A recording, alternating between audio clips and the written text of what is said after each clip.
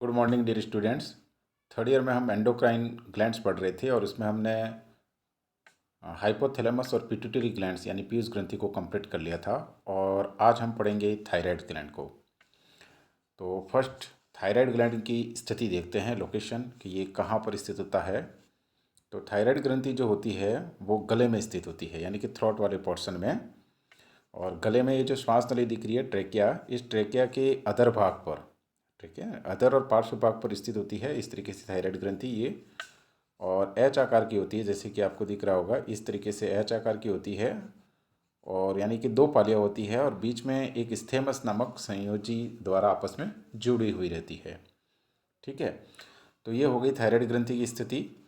Thyroid ग्रंथि जो होती है वो ट्रेकिया यानी कि श्वास नली के अधर पार्श्व भाग में स्थित होती है और एच आकार की होती है, यानी कि दो पालियों से मिलकर के बनी होती है।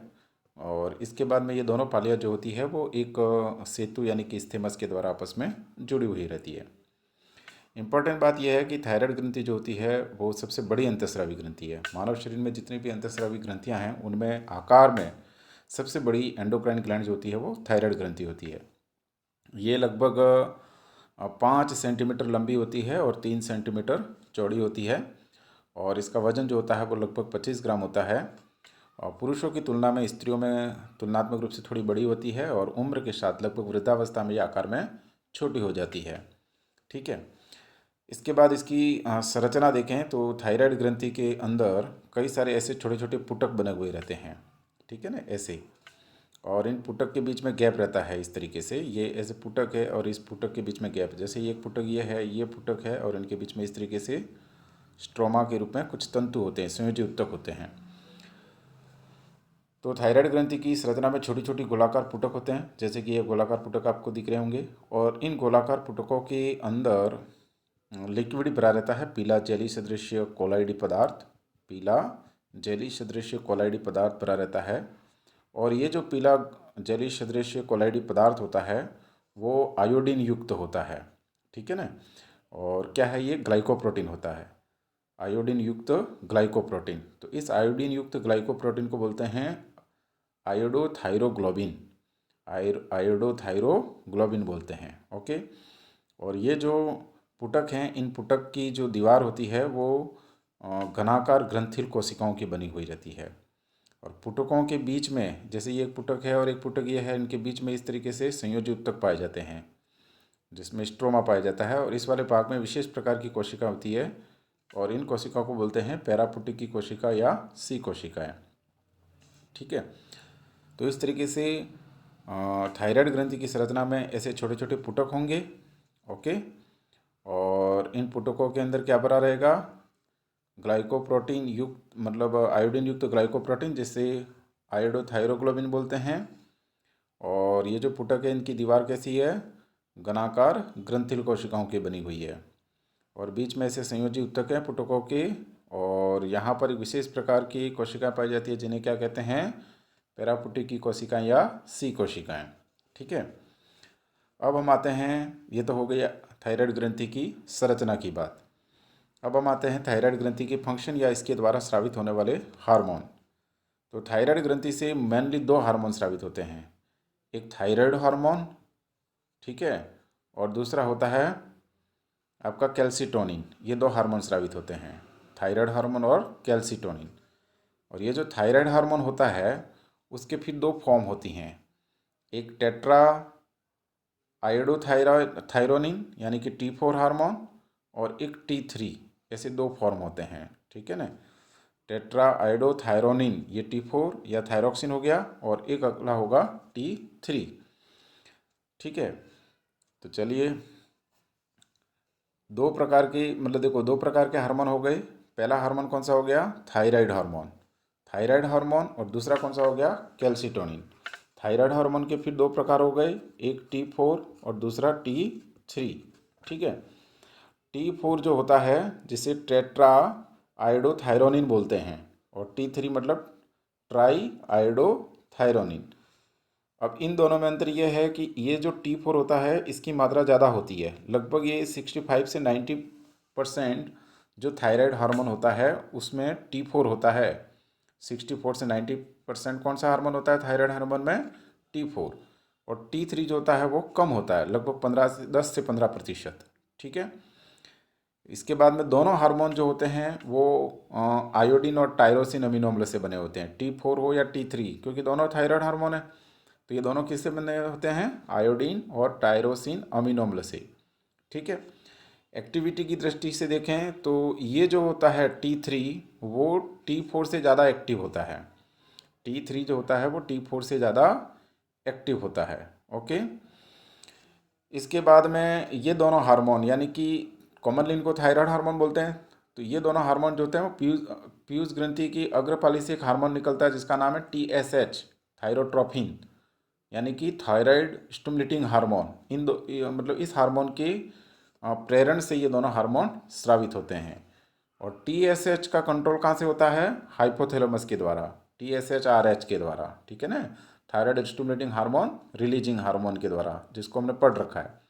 तो हाइपोथैलेमस से फिर ये TSH प्रेरित होगा और TSH की प्रेरणा में ये थायराइड हार्मोन T3 और T4 का स्रावण होगा। ठीक है। दोनों को हमने देखा, T3 जो होता है वो ज़्यादा एक्टिव है T4 की तुलना में। दूसरी बात जो होती है कि वो T4 की मात्रा ज़्यादा है T3 की तुलना में। और ये दोनों हार्मोन जो होते हैं वो आयोडीन और टायरोसिन अमीनो अम्ल के से बने होते हैं। इसके बाद में थायराइड ग्रंथि से एक और हार्मोन निकलता है जिसका नाम है कैल्सिटोनिन। तो जैसे हमने थायराइड ग्रंथि की संरचना में देखा था, इस तरीके से जो पुटक हैं, उन पुटक में जो पीला जली सदृश कोलाइडी पदार्थ बना रहता है वो तो बनाता है थायराइड हार्मोन। और इन पुटकों के बीच में जो गैप होता है, ये गैप जहाँ स्ट्रोमा संयोजी उत्तक होते हैं, वहाँ एक विशेष प्रकार की कोशिका भी बताई थी, पैरापुटिकी कोशिकाएं या सी कोशिकाएं। तो ये जो सी कोशिका होती है, इनसे जो हार्मोन निकलता है वो होता है कैल्सिटोनिन। क्या नाम है उसका? कैल्सिटोनिन। कैल्सिटोनिन की सबसे इम्पोर्टेंट बात यह है कि ये हार्मोन पैराथायराइड ग्रंथि, जिसको हम आगे पढ़ेंगे, उससे एक हार्मोन निकलता है पैराथ हार्मोन। पैराथायराइड ग्रंथि से कौन सा हार्मोन निकलता है? पैराथ हार्मोन। तो ये कैल्सिटोनिन हार्मोन इस पैराथ हार्मोन के विपरीत कार्य करता है, अपोजिट कार्य करता है। ये इंपॉर्टेंट चीज़ें आपको याद रखना है। कैल्सिटोनिन हार्मोन जो होता है वो पैराथायराइड ग्रंथि से निकलने वाले पैराथ हार्मोन के विपरीत कार्य करता है। कैसे विपरीत कार्य करता है? कि भाई पैराथायराइड से जो पैराथायरमोन हार्मोन निकलता है वो कैल्शियम के अवशोषण को बढ़ाता है और फास्फेट के उत्सर्जन को बढ़ाता है। ठीक है। यानी कि इसके विपरीत कार्य करेगा। इसका अर्थ ये हुआ कि ये कैल्सिटोनिन हार्मोन जो होगा वो मूत्र में कैल्शियम के उत्सर्जन को बढ़ाएगा। ठीक है। और फास्फेट के उत्सर्जन को कम करेगा। समझ में आ रही बात? कैल्सिटोनिन हार्मोन क्या काम करेगा?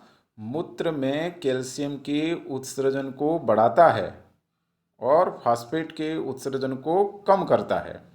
ठीक है। यानी मूत्र में कैल्शियम के उत्सर्जन को बढ़ाएगा, इस प्रकार से ये अस्थियों के विघटन को कम करता है। कहने का मतलब कैल्शियम के अब्जॉर्प्शन को कम कर रहा है, ये कैल्शियम के अवशोषण को कम करता है और इसी वजह से इसको पैराथायरमोन हार्मोन का विपरीत कहा जाता है। ओके। तो ये हो गई बात आपके थायराइड ग्रंथि से निकलने वाले हार्मोनों की।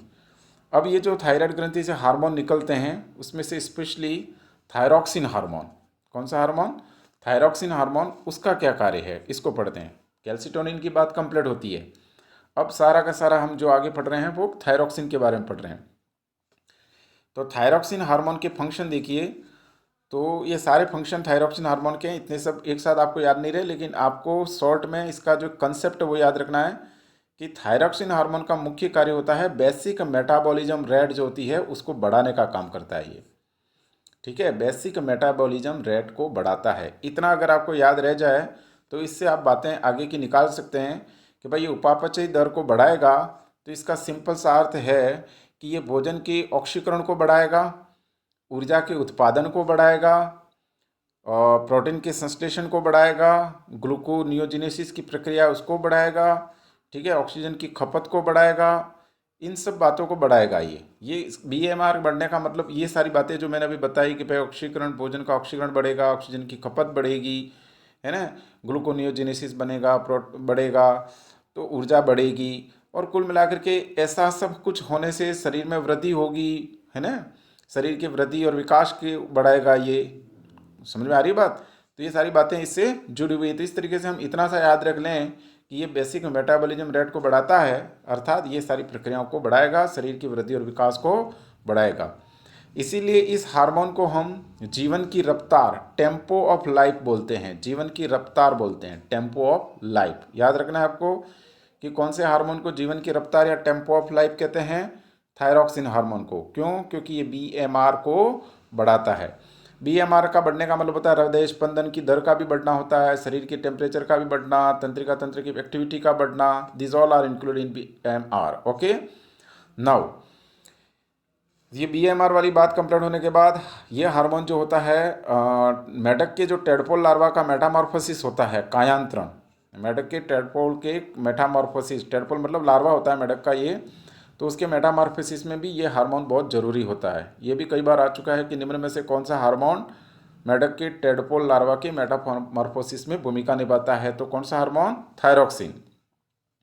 इसके बाद में जो असमतापी प्राणी हैं, असमतापी कशेरुकी स्पेशली, उनमें ऑस्मोरेगुलेशन और जो निर्मोचन की प्रक्रिया होती है उसको भी ये कंट्रोल करता है।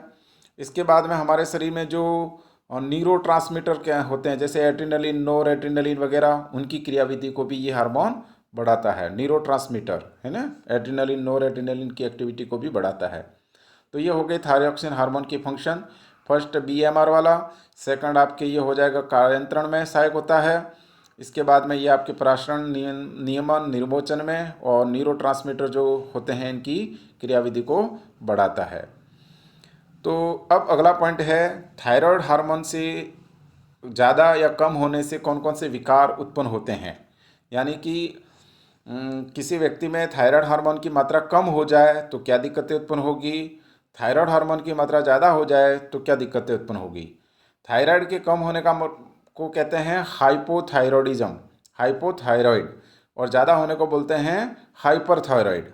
यानी कि हाइपोथायरॉक्सिन और हाइपोथायरॉक्सिन और हाइपरथायरॉक्सिन। ठीक है, तो पहले हम देखते हैं कि थायरॉक्सिन की कम होने से अल्पस्राव में क्या क्या दिक्कतें उत्पन्न होती है।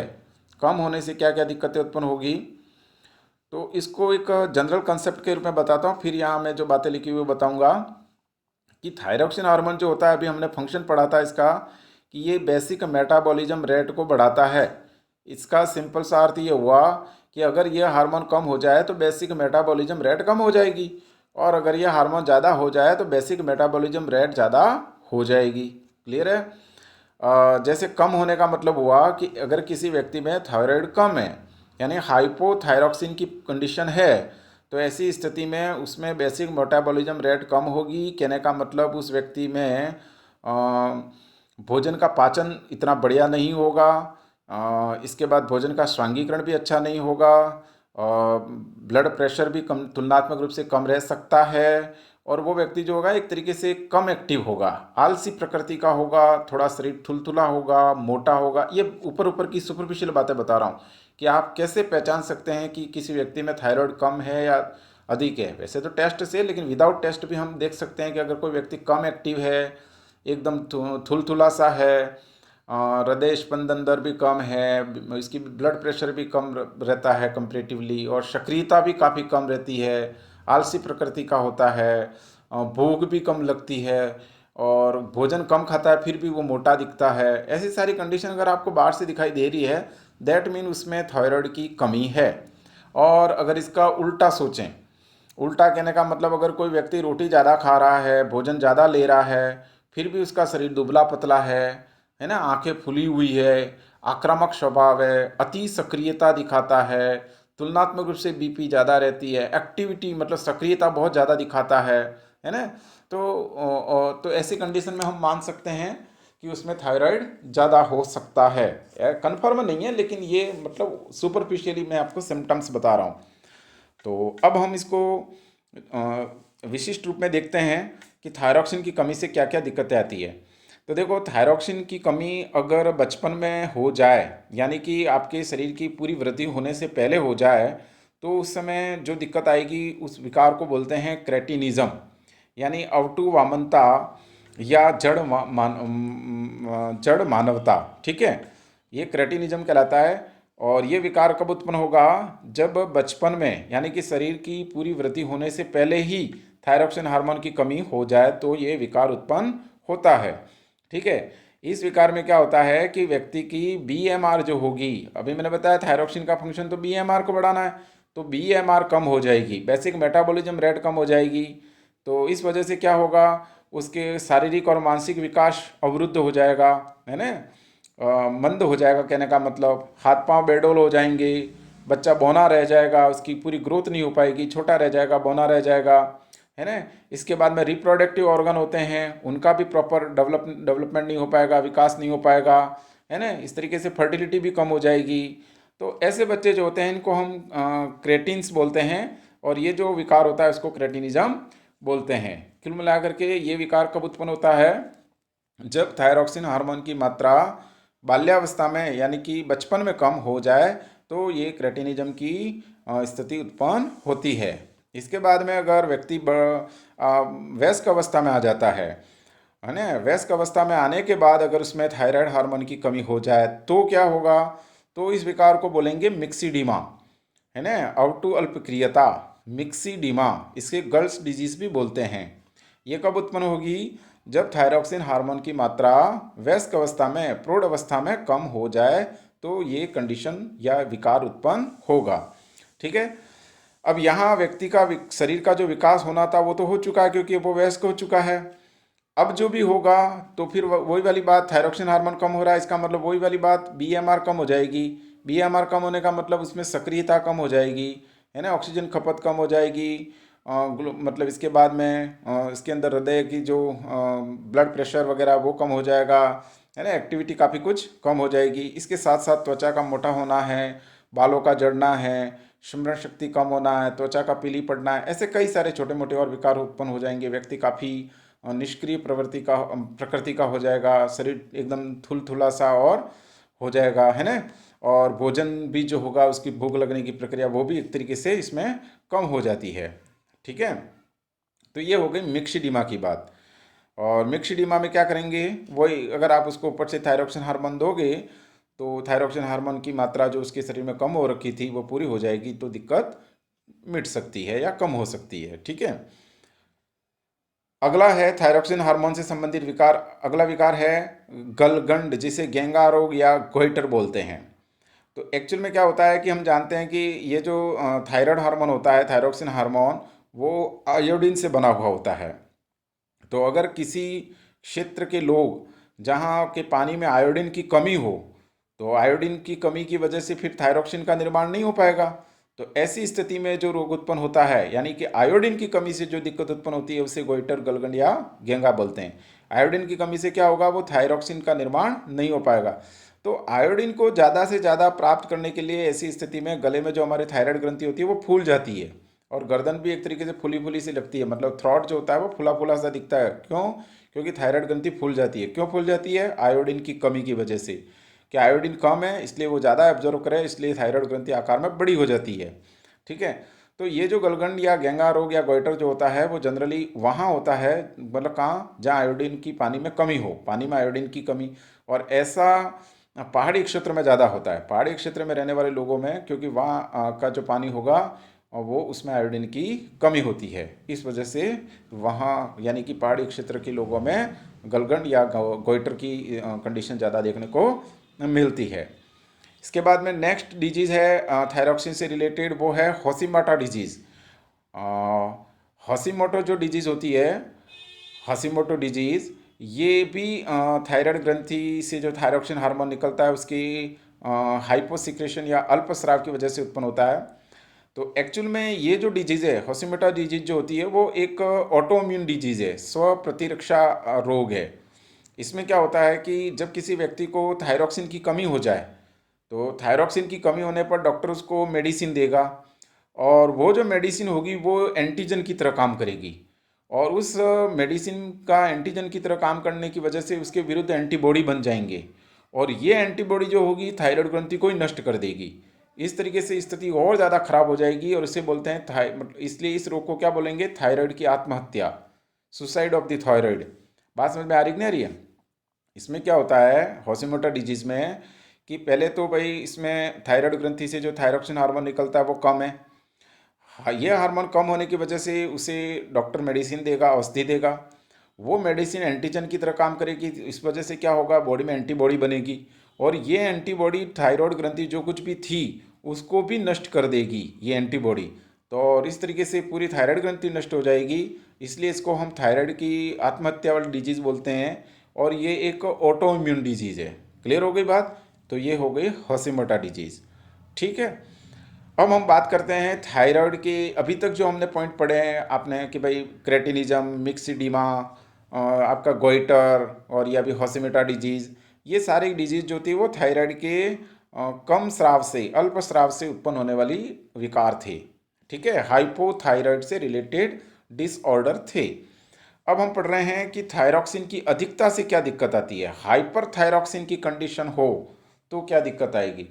तो शुरुआत में मैंने बता दिया कि अगर थायरॉक्सिन की मात्रा ज़्यादा है, हाइपर थायरॉक्सिन है, तो BMR बढ़ जाएगी। BMR बढ़ने का मतलब बेसिक मेटाबॉलिज्म रेट बढ़ जाएगी। यानी ऐसा व्यक्ति जो होगा वो हाईली एक्टिव होगा, उसमें हृदय की गति भी ज़्यादा होगी, स्वभाव थोड़ा सा चिड़चिड़ा प्रकृति का होगा, शरीर से पसीना निकलना है, हाथ पाँवों में कंपकपाहट रहनी है। मतलब ऐसा व्यक्ति जो होगा वो काफ़ी एक्टिव होगा, बहुत ज़्यादा, मतलब अति सक्रिय होगा, है ना। और भूख भी ज़्यादा लगती है, रोटियां भी ज़्यादा खाता है, लेकिन फिर भी बॉडी दुबली पतली होती है, उसकी आंखें उभरी हुई रहती है ना। ये सारी कंडीशन अगर आपको दिखे तो उसमें हम मान सकते हैं कि ये हाइपर थायरॉक्सिन की कंडीशन है। ठीक है, हाइपर थायरॉक्सिन कंडीशन से रिलेटेड बातें देखें तो उसमें एक्सोप्थेल्मिक गोइटर हो जाता है। यानी कि आंखें जो होती है, जो नेत्र गोलक होते हैं उसके नीचे, आंखों के जो गोलक होते हैं उसके नीचे श्लेष्मा जमा हो जाता है और आंखें ऐसी बाहर की तरफ निकली भी रहती है, उभरी हुई निकली रहती है, मतलब आंखें बाहर की तरफ उभरी हुई रहेगी, है ना। व्यक्ति एकदम, उसकी दृष्टि को आप देखो तो एकदम घुर्राता हुआ दिखेगा। ठीक है, इसके बाद नेक्स्ट डिजीज है प्लूमर डिजीज और ग्रेव डिजीज। प्लूमर डिजीज में क्या होती है, गांठें बन जाती है थायराइड ग्रंथि में। ठीक है, और ग्रेव डिजीज ये भी थायराइड ग्रंथि के फूल जाने से संबंधित रोग है। तो ये हमने आज हमारे जो एंडोक्राइन ग्लैंड्स है, थायराइड ग्लैंड्स, उसकी स्ट्रक्चर और उसकी फंक्शन और थायराइड हार्मोन के डिसऑर्डर हमने देखे हैं। That's all, thank you.